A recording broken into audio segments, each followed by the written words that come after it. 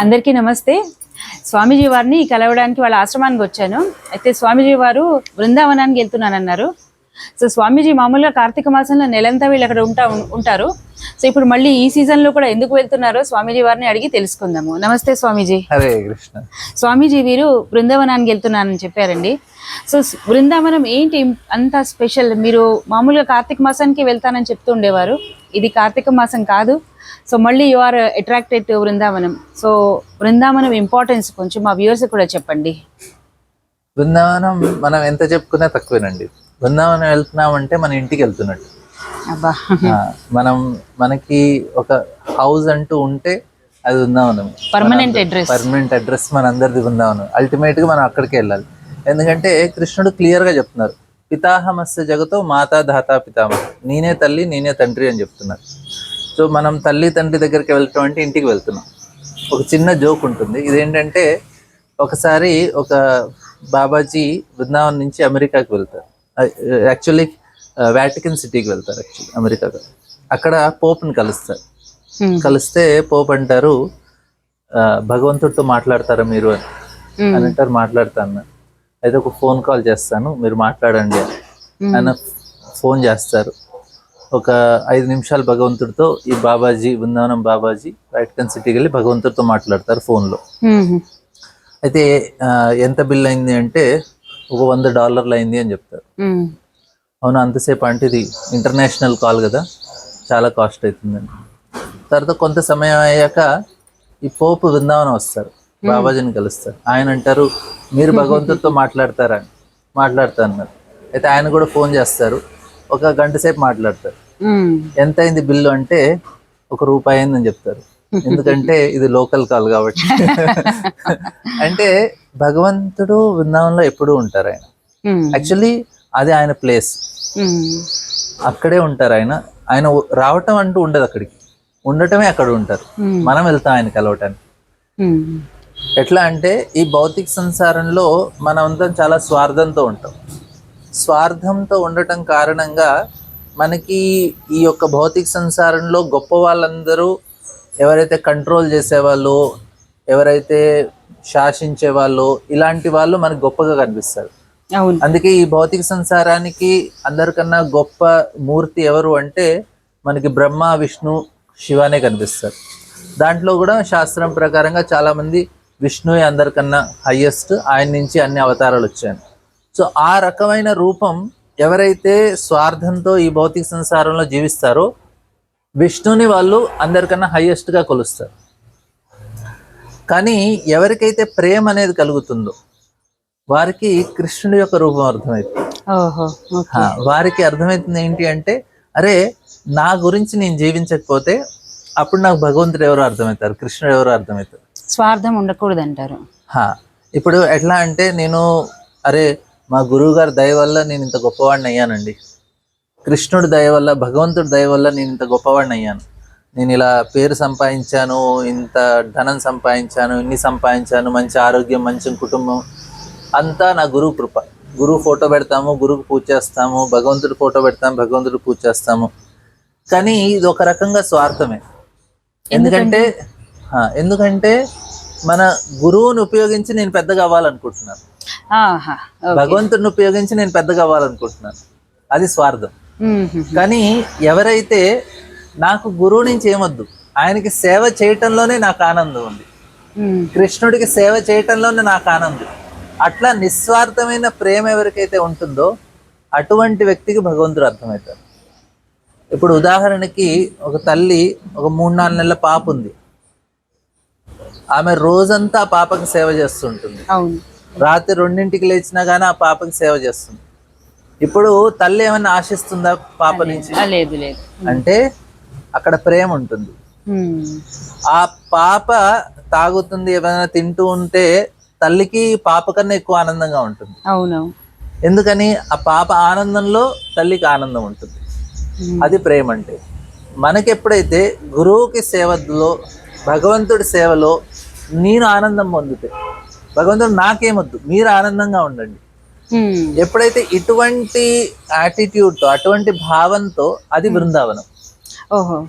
స్వామీజీ, ఒక చిన్న మధ్యలో డౌట్, బృందావనం వెళ్ళిన వాళ్ళందరికీ ఈ భావన కలుగుతుందా?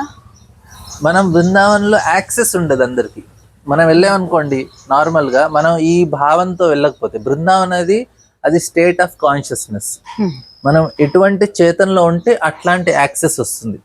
మనం ముందే చెప్పాం, మనకి కొంతమందికి ల్యాప్టాప్ ఉంటే గెస్ట్ అని ఒకటి ఆప్షన్ ఉంటుంది మనకి. అవును, వాళ్ళు అన్ని లోపల ఉన్న ఫైల్స్ చూడలేరు. అవును, గెస్ట్ వచ్చి గెస్ట్ వరకే చూసుకొని వెళ్ళిపోతారు. కానీ లోపల ఏమైనా విషయాలు ఉన్నాయి అనేది అది అందరికీ ఆ యాక్సెస్ ఉండదు, ఆ ఓనర్కే ఉంటుంది. సో అదేవిధంగా మనకి బృందావనం వెళ్ళినప్పుడు అక్కడ షాపులు, అక్కడ కోతులు, ఆవులు, రోడ్డు, ట్రాఫిక్ జాము, గటరు ఇవన్నీ కనిపిస్తాయి. ఫస్ట్ ఇంప్రెషన్ అలాగే వస్తుంది. చాలా మంది అంటారు బృందావనం వెళ్ళొచ్చాము, బో ఎంత గలీజ్గా ఉందో, నీట్నెస్ మెయింటైన్ చేయటం లేదు. ఫస్ట్ చాలా మంది వెళ్ళొచ్చిన వాళ్ళు అలాగే చెప్తూ ఉంటారు అనమాట. అంటే వాళ్ళకి లోపలికి ఎంట్రీ రావట్లేదు. ఎందుకంటే ఎంట్రీ అనేది మీకు పాస్వర్డ్ తో ఉంటుంది. ఆ పాస్వర్డ్ ఏంటి? మీ మనసులో కృష్ణుడి పట్ల ఎటువంటి ప్రేమ అనేది ఉంటే అప్పుడు మీకు పాస్వర్డ్ ఉంటుంది. మీ భావన సేవ చేయాలనే మూడుతో బృందావనం వెళ్తే అప్పుడు మీకు బృందావనం కనిపిస్తుంది. నేనేదో మంచి స్టార్ హోటల్లో ఉండి కొంచెం ఎంజాయ్ చేస్తాను, టైం పాస్ వెళ్తాను అంటే మీకు బృందావనం అర్థం కాదు. మీకు అక్కడ ఏం కనిపిస్తుంది అంటే ఒక అన్ని చోట్ల ఉన్నట్టు ఇక్కడ షాపులు ఉన్నాయి, ఇక్కడ ఇవి ఉన్నాయి, ఇక్కడ జనాలు ఉన్నారు.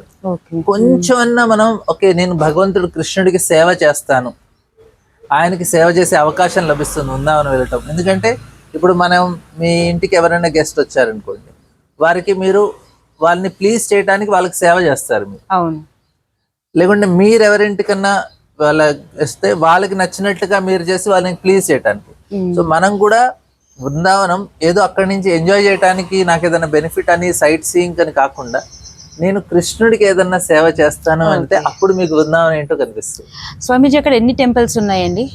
అక్కడ ఒక 5,000 పైన టెంపుల్స్. 5,000 అంటే జస్ట్ ఒక బృందావనంలోనే, ఇంకా చుట్టుపక్కల అయితే ఇంకా ఎక్కువనే ఉంటాయి, ఇంకా వేలల్లోనే ఉంటాయి. కొన్ని మెయిన్ టెంపుల్స్ చెప్పరా అండి? అక్కడ మెయిన్ టెంపుల్ వచ్చి మనకి గోస్వాములు వారు కట్టిన టెంపుల్ 7 టెంపుల్స్ ఉన్నాయి. రాధా మదన్ మోహన్, రాధా గోపీనాథ్, రాధా గోకులానంద, రాధా గోవింద్ జేవ్, రాధా దామోదర్, రాధా శ్యామ్ సుందర్. సో ఇలా మనకి ఒక 7 టెంపుల్స్ ఉన్నాయి. అవి మెయిన్ టెంపుల్స్. సో ఇవన్నీ గోస్వాములు కట్టారు. అయితే ఇక్కడ బృందావన్ తర్వాత మనకి బాంకి బిహారీ, రాధా వల్లభ్, తర్వాత ఇంకా ఫేమస్ ఇస్కాన్ టెంపుల్. సో ఎక్కువగా జనాలు వచ్చేది ఇస్కాన్ టెంపుల్. ప్రేమ్ మందిర్ కూడా ఉంటుంది. సో ఇస్కాన్ టెంపుల్ కి ఎక్కువ మంది వస్తారు. అక్కడ కృష్ణ బలరామ్ కూడా ఇస్కాన్. సో ఇవన్నీ కృష్ణ బలరాములు ఉంటారండి అక్కడ ఇస్కాన్ టెంపుల్. కృష్ణ బలరాములు, అక్కడ రాధాకృష్ణులు, రాధా శ్యామ్ సుందర్, లలిత, విశాఖ, గౌర్నిత, కృష్ణ బలరాం మెయిన్, పక్కన వాళ్ళు కూడా ఉంటారు. Okay okay. సో బృందావనం మనం వెళ్ళినప్పుడు ఈ భావంతో వెళ్తే మీకు చాలా ఒక డిఫరెంట్ లెవెల్ ఆఫ్ హ్యాపీనెస్ మీరు ఎక్స్పీరియన్స్. అంటే ఓన్లీ దర్శనం కలగాలి అని కోరుకుంటూ వెళ్ళాలి అక్కడికి, బృందావనానికి వెళ్తే స్వామి దర్శనం కలగాలని. దర్శనం మనం చేసుకోవడానికి వెళ్తే అది కూడా ఒక రకమైన ఎంజాయ్మెంట్ లాగా ఉంటుంది. మనం ఏంటంటే సేవ చేయాలని వెళ్ళాలి.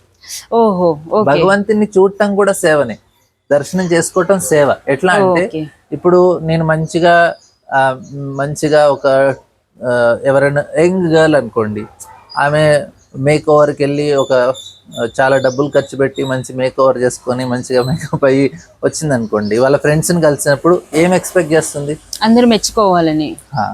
సో భగవంతుడు కూడా ఆయన మంచిగా డ్రెస్ వేసుకొని అలంకరించుకొని అక్కడి నుంచి ఉంటే ఆయనకి ఏమనిపించాలంటే మనం వెళ్ళి ఆయన ప్రేస్ చేయాలి. అప్పుడు ఆయనకి ఆనందం కలుగుతుంది. ఆయన ఆనందంలో మనం ఆనందం పొందాలి. అప్పుడు మనకు బృందావనం అర్థమవుతుంది. అది ఎంట్రీ లెవెల్ భక్తికి. అదేంటంటే ప్రహ్లాదుడు అంటున్నారు ఇది భాగవతంలో. ఇది ఆయన అద్దంలో మనం మంచిగా డెకరేట్ చేసుకుంటే, అద్దం ముందు మనం నించున్నాం అనుకోండి, మనం అద్దంలో మంచిగా కనిపిస్తాం. అదేవిధంగా భగవంతుడిని మనం యథాముఖస్య ప్రతిబింబ, అంటే భగవంతుడు అందంగా ఉండి ఆయన్ని మెచ్చుకొని ఆయన ఆనందంగా ఉంటే ఆటోమేటిక్గా మనం హ్యాపీ అయిపోతాం. ఓకే, ఇది సిస్టమ్ అక్కడ. ఓకే. సో బృందావనం ఏంటంటే అది చాలా పర్సనల్ ప్లేస్. ఒక వ్యక్తితో మీరు డీల్ చేస్తున్నారు డైరెక్ట్ గా. వ్యక్తితో డీల్ చేస్తున్నారు అంటే ఆయనకు నచ్చినట్టుగా ప్రవర్తించాలి, ఆయనకు నచ్చిన విషయాలు చేయాలి, ఆయనకు నచ్చిన విషయాలు మాట్లాడాలి, ఆయనకు నచ్చిన ఇవ్వాలి, ఆయనకి తినిపించాలి. సో అప్పుడు ఆయనకి ప్లీజ్ అవుతారు. సో మనకి కృష్ణుడితో ఆ యాక్టివిటీ చేసే అవకాశం ఉంటుంది బృందావనం. అయితే అక్కడ ఉండే వాళ్ళందరూ చాలా పుణ్యం చేసుకున్న వాళ్ళు ఉంటారేమో అయితే. మనం పుణ్యము పాపానికి అతీతమైంది భక్తి. ఉమ్, పుణ్యం చేసుకుంటే మీరు స్వర్గానికి వెళ్తారు. ఇప్పుడు కుంభమేళకి వెళ్ళారు అందరూ, ఉమ్, ఉమ్, ఈ కుంభమేళకి వెళ్ళిన వాళ్ళందరూ స్వర్గానికి వెళ్తారు, ఓకే.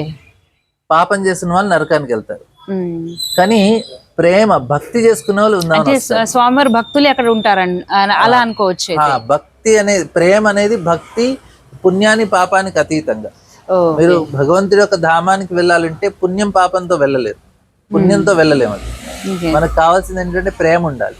ఓకే. ఇప్పుడు నేను స్వర్గానికి వెళ్తానండి, పుణ్యం చేసుకుంటే స్వర్గానికి వెళ్తాను. అక్కడ ఏం చేస్తాను, నేను ఎంజాయ్ చేస్తాను. అవునవును. అప్సరులు ఉంటారు, ఇంకా గంధర్వులు ఉంటారు, నా ఎంజాయ్మెంట్ గురించి వెళ్తాను. నేను పుణ్యం ఎందుకు చేస్తున్నాను? ఇప్పుడు ఎంతో కోట్ల మంది వెళ్ళారు కుంభమేళకి, అవును. అదొక పుణ్యకార్యం. అవును. ఆ పుణ్యకార్యంతో ఏం చేయాలనుకుంటున్నారు వాళ్ళు? ఏంటంటే నాకు ఎన్నో పాపాలు చేశాను, నేను ఆ పాపాల వల్ల సరిగ్గా ఎంజాయ్ చేయలేకపోతున్నాను. ఈ పుణ్యం చేసుకున్నాను అనుకో, ఆ పాపాలు తొలగిపోతాయి, నేను మంచిగా ఎంజాయ్ చేయొచ్చు. ఉమ్. అంటే కుంభమేళకి ఏంది స్వార్థమే ఒక రకంగా. ఓకే. కానీ బృందావనం అలా కాదు, ఉమ్. అది ప్రేమ. నాకేమొద్దు భగవంతుడా, మీరు హ్యాపీగా ఉండండి. సో అట్లాంటి వారు పుణ్యం చేసుకుంటే రారు, భక్తి ఉంటే బృందావనం వెళ్తారు. ఓకే. సో ఒక మామూలుగా అక్కడ నేను చెప్తాను ఎట్లా అంటే, అక్కడ ఒక డెకాయిట్, ఉమ్, ఆయన చాలా మందిని లూటీ చేయటము, బెదిరించటము అన్నీ చేస్తారు. బృందావనంలో ఉన్న వాళ్ళ స్పెషాలిటీ చెప్తున్నాను నేను. ఓకే. అయితే ఆయన చాలా గన్లతోటి షూటింగ్లు, ఫైరింగ్లు అన్నీ చేసేవారు. కానీ బృందావనంలో ఉన్నారు కదా, అందరూ బృందావనంలో ఉన్న వారందరూ రాధాకృష్ణ భక్తులు. ఆహా. సో ఆయనకి ఒకసారి షూటింగ్లో ఆయనకి బుల్లెట్ తగులుతుంది, ఓహో. హాస్పిటల్కి తీసుకెళ్తారు. ఇంకా ఈయన పరిస్థితి సీరియస్గా ఉంది అనుకున్నప్పుడు ఆయన రాధే రాధే రాధే రాధే అని జపం చేస్తున్నారు. అరే ఈయన చేసిన పనులేంటి, జీవితాంతం మొత్తం దోచుకోవటం ఇట్లాంటివి చేశారు. కానీ ఆ బృందావనంలో ఉండటం వల్ల ఆ కాన్షియస్నెస్ ఎప్పుడూ రాధాకృష్ణ కాన్షియస్ లో ఉంటుంది. అయితే ఆయనకి ఆపరేషన్ చేసి నిన్ను సేవ్ చేయాలంటే వద్దు, నేను రాధారాణి యొక్క నామాన్ని జపం చేస్తూ నేను శరీరాన్ని విడిచిపెడతాను, నాకు ఇంకేం అవసరం లేదు అంటే. అట్లాంటి వారు కూడా, అంటే ప్రేమ ఉంది అక్కడ. చూడండి, పాపం పుణ్యం కాదు. ఇప్పుడు ఒక రకంగా ఆయన పాపం చేసినట్టుగా ఎంతమందిని దోచుకున్నారంటే పాపం చేశాడు. కానీ ప్రేమ అనేది పాప పుణ్యాలకి అతీతంగా ఉంటుంది. ఓకే. ఓకే. దీనికి పైన దీనికి పైన. సో ఆ ప్రేమ అనేది కృష్ణుడికి కావాలి. సో స్వామీజీ, మామూలుగా ఒకళ్ళు అంటే ఇప్పుడు మనం వెళ్ళాలి అనుకుంటే, అంటే మీరైతే వెళ్తే 1 month కంటే తక్కువ ఉండరేమో అక్కడ. ఎందుకంటే మామూలుగా మాలాంటి వాళ్ళు ఇలా వెళ్ళాలంటే అక్కడ ఎన్ని రోజులు ఉండాలి మినిమం గా దర్శించుకోవడానికి? ఎక్కువ రోజులు ఉండకూడదు బృందావనంలో. మనం ఎవరైనా గైడ్ లేకపోతే మాక్సిమం 3-4 days. 3-4 days మీరు వెళ్ళి అక్కడ బేసిక్ మినిమం చూడాల్సిన ప్లేస్ చూసి వచ్చేసేయాలి. ఎందుకంటే బృందావనంలో ఎక్కువ కాలం ఉన్నారనుకోండి, అక్కడ ఏంటంటే మనకు ఆల్రెడీ ఒక ఎంజాయ్ చేయాలనే మెంటాలిటీ ఉంటుంది. సో అక్కడికి వెళ్ళి అది రిపీట్ చేస్తాం మనం. మీరు అక్కడ సేవ చేస్తే కోట్లాది రెట్లు మీకు బెనిఫిట్ ఉంటుంది. అక్కడ ఏదైనా ఎంజాయ్ చేస్తే మీకు ఆ రియాక్షన్ కూడా అంత హెవీగా ఉంటుంది. సో అక్కడ మీరు ఏదైనా తప్పు చేశారనుకోండి, మనం ఎంజాయ్ చేయడానికి వెళ్ళామనుకోండి, అదొక రకమైన తప్పు అక్కడ. సో దాని వల్ల మనకి ఎక్కువ రియాక్షన్స్ వస్తాయి. అంటే బెనిఫిట్ 3-4 రోజులు అయితే అంతకన్నా మనకు చూడాల్సిన ప్లేస్ ఏంటంటే గోస్వాముల గుళ్ళు చూడాలి బృందావనంలో. బర్సానా, నందగాం. బర్సానా వచ్చి రాధమ్మ వారి ఇల్లు, నందగాం వచ్చి కృష్ణుడి ఇల్లు. గోవర్ధన పరిక్రమ చేసుకోవాలి. గోవర్ధన ఎన్ని కిలోమీటర్లు ఉంటుంది స్వామీజీ? 21 kilometers. 21 kilometers. అంటే మామూలుగా జనాలు ఉంటారు, నడిచేయచ్చు అలా? మీరు రోజంతా నడుస్తుంది, మీరు రాత్రి పూట మీకు జనాలు కనిపిస్తారు. మీరు ఎండాకాలం వెళ్ళారంటే రాత్రి మొదలు పెడతారు జనాలు, రాత్రి అంతా నడుచుకుంటూ కంప్లీట్ చేస్తారు. కొన్ని స్పెషల్ డేస్ లో లక్షలాది మంది నడుస్తారు. మీకు నడవటానికి ప్లేస్ కూడా ఉండదు. అయితే మీకు కార్తీక మాసం మొత్తం రోజంతా మీకు కనిపిస్తూనే ఉంటారు జనాలు.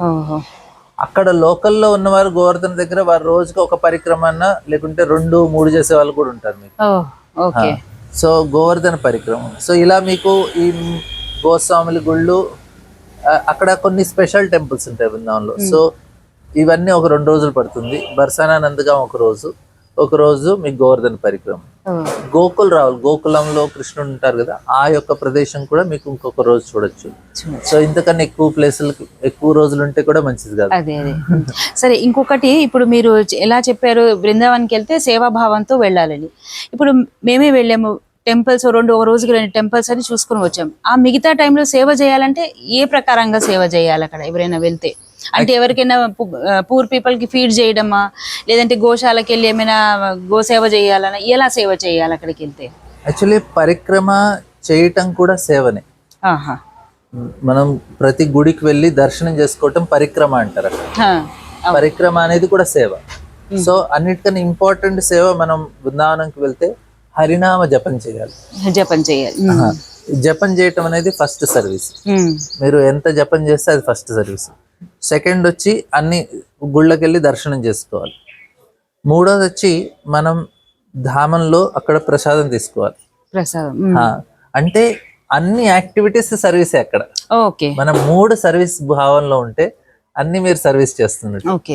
సో మీకు ఇంకా అక్కడ నెక్స్ట్ వచ్చి గోశాలకి చేసుకోవటం, అక్కడ సాధువులు ఉంటారు, వారికి ఏదైనా భోజనం కొని వారికి పెట్టడం. ఈ 5 యాక్టివిటీస్ మనం కృష్ణుడికి. అక్కడ కీర్తనలు భజనలు నడిస్తే పార్టిసిపేట్ చేయాలి.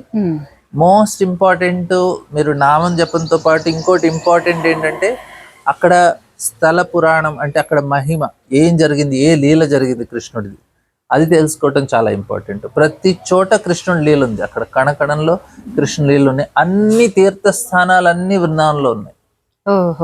మీరు ఇంకెక్కడికి వెళ్ళనవసరం లేదు. ఎందుకంటే కృష్ణుడు ఎప్పుడో ఒకసారి నంద మహారాజు ఆయన అంటారు, నువ్వు పిల్లలు పుడితే నేను చార్ధామం బద్రీనాథ్ కేదార్నాథ్ వస్తానని దండం పెట్టుకున్నానంటే కృష్ణుడు అంటారు, మీరు కళ్ళు మూసుకోండి ఒకసారి అని.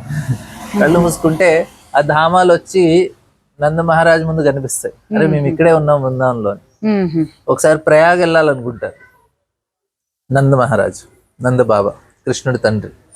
అయితే యశోదమ్మ మంచి వంటకాలన్నీ తయారు చేస్తుంది. కృష్ణుడు అడుగుతా, ఏం తయారు చేస్తున్నావు అంటే, మీ నాన్నగారు ప్రయాగ వెళ్దాం అనుకుంటున్నారు, అన్నికి వంట చేసి పెడుతున్నాను, దారిలో పనిచేస్తాయి కదా అని.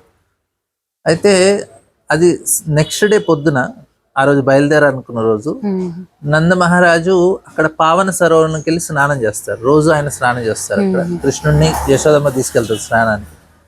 అక్కడికి ఆయన వెళ్ళేటప్పుడు చూస్తారు, ఒక వ్యక్తి చాలా నల్లగా మొత్తం చిరిగిపోయిన బట్టలతో పాటు పరిగెత్తుకుంటూ వెళ్ళి పావన సరోవరంలో దూకుతారు. దూకాక మళ్ళీ తిరిగి బయటకు వస్తారు. వచ్చినప్పుడు చాలా తేజోవనంగా మంచి బట్టలతోటి బంగారు నగలతోటి అన్ని చాలా అద్భుతంగా కనిపిస్తారు. నందమహారాజు అడుగుతారు, ఎవరండి మీరు అని.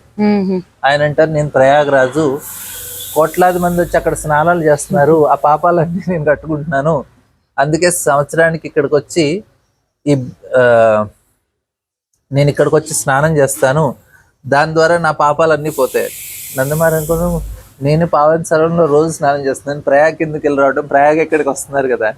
చాలా బాగా చెప్పారు, ప్రయాగరాజ్ ఇంపార్టెన్స్. సో బృందావనంలో అన్ని తీర్థస్థానాలు ఉన్నాయి. కృష్ణుడు ప్రయాగ్ని నువ్వు తీర్థరాజు అని చెప్తారు. అవును, అన్ని తీర్థస్థానాలు వచ్చి ప్రయాగ్ని కొలుస్తాయి. అయితే ప్రయాగ్ చూసారు, అన్ని తీర్థస్థానాలు వచ్చి బృందావనం రాలేదు. అయితే ఆయన అడుగుతారు కృష్ణుని, ప్రయాగరాజు, బృందావనం ఎందుకు రావట్లేదు, అన్ని తీర్థస్థానాలు వచ్చాను. కృష్ణుడు అంటారు, నేను అన్ని తీర్థస్థానాలకి నిన్ను రాజు చేశాను, కానీ నా ఇంటికి రాజు చేయలేదు. బృందావనం నా ఇల్లు, అక్కడ నేను రాజు కాదు, అక్కడ బృందావనం రాజు. సో అది చాలా స్పెషల్ ప్లేస్. ఓకే, చాలా బాగా చెప్పారండి.